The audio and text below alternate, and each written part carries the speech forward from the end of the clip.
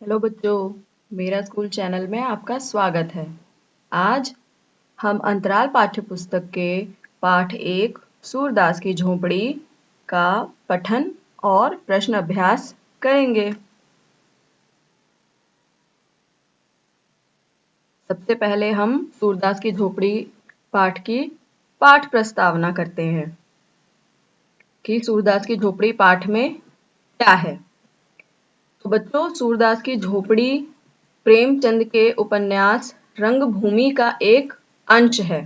प्रेमचंद का उपन्यास है ना रंगभूमि, उसका एक अंश है जिसमें एक दृष्टिहीन व्यक्ति जितना बेबस और लाचार जीवन जीने को अभिशप्त होता है। अभिशप्त यानी कि बेचारा बहुत एक तरीके से परेशानी का जीवन जी रहा है। तो सूरदास का जो चरित्र है इसके ठीक विपरीत है। अपनी परिस्थितियों से सूरदास जितना दुखी व आहत है उससे कहीं ज्यादा वह दुखी है उसके गांव में रहने वाले भैरव और जगधर से। किससे? भैरव और जगधर से, क्योंकि वो उसका हमेशा अपमान करते हैं, उससे ईर्ष्या करते हैं और तरह तरह के हथकंडे अपनाते रहते हैं उसको परेशान करने के। और भैरव की पत्नी है सुभागी, जिसके साथ अक्सर वो सही व्यवहार नहीं करता है। अपनी पत्नी के साथ वह मारपीट करता है और उसी के डर से, भैरव की मार के डर से, भैरव की पत्नी सुभागी सूरदास की झोंपड़ी में छिप जाती है और सुभागी को मारने के लिए भैरव सूरदास की झोंपड़ी में घुस जाता है। लेकिन सूरदास क्या करता है? हस्तक्षेप करता है कि नहीं नहीं, तुम मेरी झोपड़ी में नहीं आ सकते, इस तरीके से। तो इस हस्तक्षेप के कारण भैरव जो है सुभागी को मार नहीं पाता है, यानी कि उसके साथ मारपीट नहीं कर पाता है। तो इस बात से क्या हो जाती है, पूरे मोहल्ले में सूरदास की बदनामी होने लग जाती है। सूरदास की बदनामी होने लग जाती है। और ये जो भैरव है और जो जगधर है, ये दोनों और अन्य लोग भी मिल करके क्या करते हैं, सूरदास के चरित्र पर प्रश्न उठाने लगते हैं।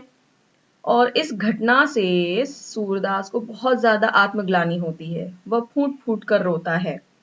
और भैरव के उकसाने पर, मतलब जो भैरव को उकसाने का काम कौन करता है? जगधर। जगधर उसको समय समय पर जब देखो तो भड़काता रहता है, उकसाता रहता है, क्योंकि उसे ईर्ष्या सूरदास से थी। किस बात की ईर्ष्या थी? कि बहुत ही चैन से रहता है, खाता पीता है, चेहरे पे कोई ऐसी निराशा ही नहीं है।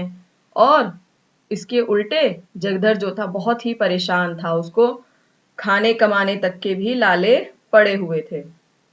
तो इस वजह से वह उससे ईर्ष्या किया करता था और भैरव को भड़काता था कि सूरदास के विषय में वह कुछ गलत कदम उठाए। आगे बढ़ते हैं। अब जो जगधर था वो भैरव की बहुरिया यानी कि उसकी पत्नी पर भी उसकी नजर थी, सुभागी पर। जो सूरदास और सुभागी के संबंधों की चर्चा पूरे महल में हुई तो भैरव को लगा कि अब तो मेरी अपमान हो चुका है, मेरा पूरी बदनामी हो चुकी है, तो अब मैं इसका बदला सूरदास से लेकर रहूंगा। उसने गांठ बांध ली कि वह सूर्य को यानी कि सूरदास को रुलाएगा, तड़पाएगा, तब तक उसको चैन नहीं मिलेगा, वह चैन से नहीं बैठेगा। उसे लगा कि जब समाज में इतनी बदनामी हो गई है और भोज भात बिरादरी को कहां से देगा। होता है ना कि अब जितने उसके बिरादरी के लोग हैं वो उसके लिए कुछ ना कुछ गलत सोचेंगे। क्यों? क्योंकि उसकी पत्नी जो सुभागी है वो सूरदास के घर में छुप गई थी और पूरे मोहल्ले में उनकी बदनामी हो रही थी। तो अब उसे बिरादरी में अपनी बदनामी का तो डर था ही कि हो गई है, तो अब मैं इसका बदला लूंगा। और इस वजह से वो सूरदास पर नजर रखने लग जाता है। और क्या करता है, जब उसको पता चलता है कि भैरव के पास रुपयों की थैली, नहीं नहीं, भैरव के पास नहीं, सूरदास के पास रुपयों की थैली है, और उस थैली को भैरव क्या करता है, उठाकर भाग जाता है और उसकी झोपड़ी में आग लगा देता है।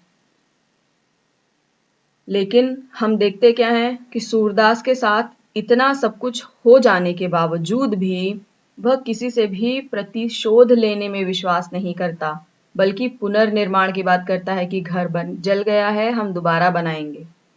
मिठुआ जो उसके साथ रहता है उससे पूछता है कि कोई अगर 100 लाख बार झोपड़ी में आग लगा देगा तो क्या करेंगे?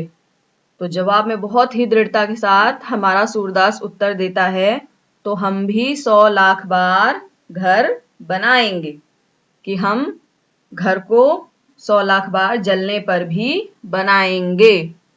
चलिए आगे प्रश्न अभ्यास पे चलते हैं।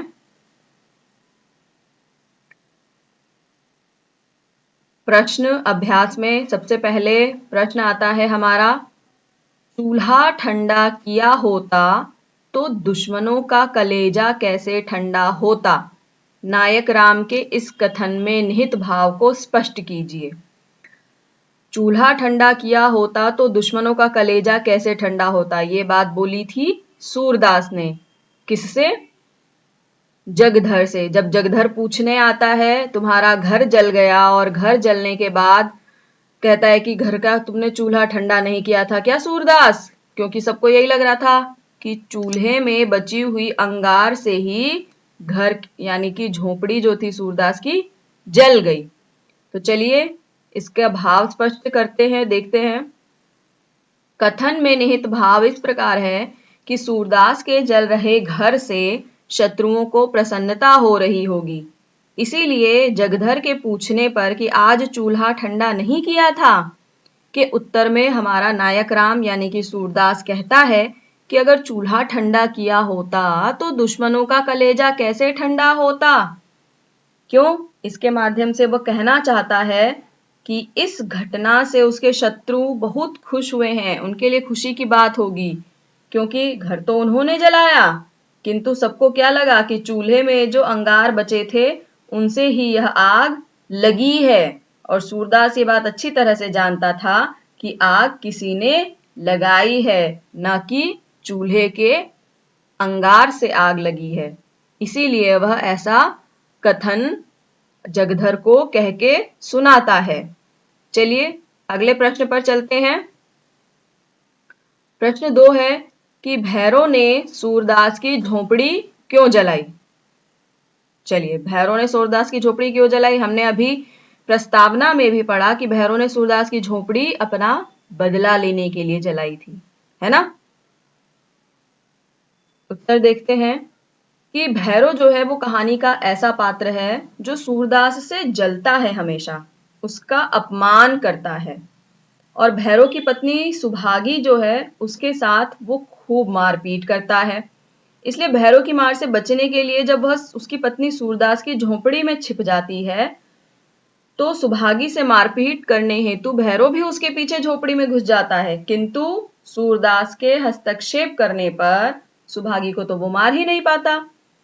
तब भैरव और अन्य लोग जो हैं सूरदास के चरित्र पर प्रश्न उठाते हैं। पूरे गांव में सूरदास और सुभागी को लेकर बातें होने लग जाती हैं, गलत तरह की बातें। तो भैरव की भी बदनामी होती है उसकी स्त्री को लेकर, उसकी सुभागी को लेकर, जिसके कारण क्या भैरव को लगता है कि सूरदास जो है उसकी वजह से मेरी सारी बदनामी हुई है, और प्रतिशोध लेने के लिए यानी कि बदला लेने के लिए वह सूरदास की झोपड़ी में आग लगा देता है।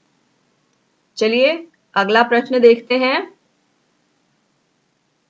प्रश्न 3 है कि यह फूस की राख न थी, उसकी अभिलाषाओं की राख थी। फूस, फूस यानी कि जो तिनके होते हैं घास के, उनकी, उसी से झोपड़ी बनी थी। तो यह फूस की राख नहीं थी, अभिलाषाओं की राख थी, क्योंकि कुछ अभिलाषाएं थी सूरदास की। क्या क्या अभिलाषाएं थी? चलिए उत्तर में देखते हैं कि सूरदास ने जैसे तैसे करके अपनी मेहनत से लगभग 500 रुपए इकट्ठे किए थे। तो जब भैरव ने प्रतिशोधवश उसकी झोपड़ी में आग लगा दी तो इसकी वजह से उन पैसों के नष्ट होने में भी कोई संशय नहीं रह जाता, कोई संदेह नहीं रह जाता कि अब भाई पूरी झोपड़ी का सारा सामान जल गया है तो जाहिर सी बात है कि वो पैसे भी जल गए होंगे। उन पैसों से जो था सूरदास अपनी 3 अभिलाषाओं की पूर्ति करना चाहता था।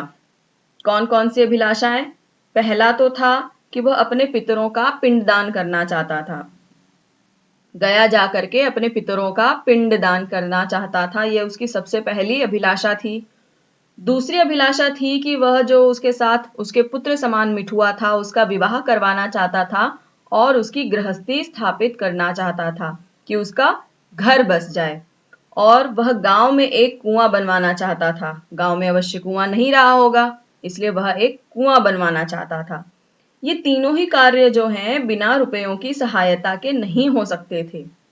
इसीलिए अगर झोपड़ी जल गई तो उनके साथ साथ रुपयों का जलना भी वो था कि जल ही गए होंगे। तो इस वजह से यह सब क्या था, उसकी अभिलाषाओं की राख थी। सिर्फ फूस की राख नहीं थी, अभिलाषाओं की राख थी कि अब सभी उसकी जो अभिलाषाएं थी उनकी पूर्ति नहीं हो सकेगी। चलिए अगले प्रश्न को देखते हैं। प्रश्न 4 कि जगधर के मन में किस तरह का ईर्ष्या भाव जगा और क्यों? अब जगधर के मन में ईर्ष्या भाव जगा और क्यों जगा था? तो जगधर के मन में किस तरह का ईर्ष्या भाव था कि उसको लगा कि भाई जो पैसे भैरव ने सूरदास के घर से चुराए थे, उन सबको देखकर जगधर को लगा कि भाई इसको तो बड़े आसानी से इतने पैसे मिल गए और मैं सारी जिंदगी इतना ऊट पटांग काम करता हूं। बहुत गलत काम किया था। चलिए उत्तर देख के जानते हैं कि भैरव ने जब सूरदास की झोपड़ी में आग लगाई थी तो उससे पहले उसको धरन के नीचे से रुपयों की थैली मिल जाती है। उस थैली को लेकर के वो वहां से फरार हो जाता है और घर को आग लगाता है। तो वही थैली वह जगधर को दिखा रहा होता है। तो वही है कि भैरव के पास इतने सारे रुपए जब जगधर देख लेता है तो उसके मन में यह ईर्ष्या है कि पहले तो वह उसे अपने पास रख ले। ऐसा ईर्ष्या भाव उसके मन में जगा क्योंकि भैरव को एकदम इतने पैसे मिल गए और अब भैरव जो है खूब मौज लेगा। कैसे? और दूसरी तरफ जो था, जगधर को कभी भी कोई पड़ा हुआ भी पैसा नहीं मिला। वो तो रुपए की छोटी इकाई जो होती थी, दमड़ी, छदाम, कौड़ी, इसके लिए भी क्या क्या नहीं करता था। ग्राहकों को तौल में सामान भी कम देता था। उसने अपना इतना ईमान गवा दिया, लेकिन कभी भी जगधर को कुछ नहीं मिला। और भैरव को इतने रुपए मिल गए कि अब वह 2-3 दुकानें ले लेगा और उनका ठेका भी ले लेगा। इसलिए भैरव के प्रति जगधर के मन में एक बहुत ही ईर्ष्या भाव जगा कि मैं उस पैसों को क्यों ना अपने पास रख लूं। चलिए आगे बढ़ते हैं, अगला प्रश्न देखते हैं। प्रश्न 5 है हमारा कि सूरदास जगधर से अपनी आर्थिक हानि को गुप्त क्यों रखना चाहता था। कि जब जगधर कहता है कि अरे भाई भैरव को तो धरन के नीचे से रुपयों की थैली मिली है, बल्कि 500 रुपए से कुछ बेसी पैसे हैं उसमें, मतलब अधिक पैसे हैं, लेकिन फिर भी सूरदास जो है जगधर को कहता है कहीं और से मिले होंगे, मेरे घर में कहां से आएगा। तो क्यों ये इस आर्थिक हानि को गुप्त रखना चाहता था? चलिए उत्तर देखते हैं कि सूरदास जो था वो गरीब था और नेत्रों से अंधा था। भीख मांगकर वह अपना निर्वाह किया करता था।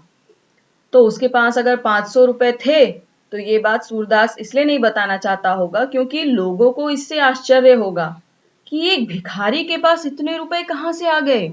और भिखारियों के लिए धन संचय यानी कि धन को एकत्रित करना पाप संचय के बराबर है। यानी कि पाप के एकत्रित करने से कम अपमान की बात नहीं है।